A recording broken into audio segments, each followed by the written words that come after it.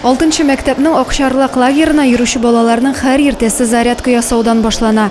Мәктәптә генә түгел, кызыклы экскурсияләр, ачык һавада уеннар, китапханә, кинотеатрга да йөриләр.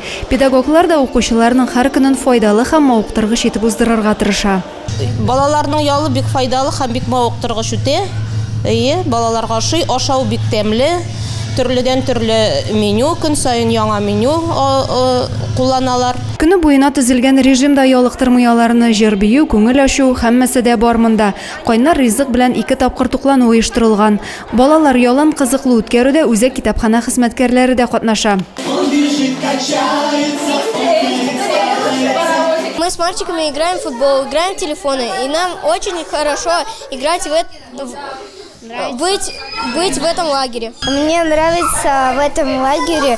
Тут иногда проходят всякие экскурсии, нужно прибегать первыми и сделать всякие задания. Мәктәп яны лагере 4 ноябрьгә кадәр дәвам итәчәк.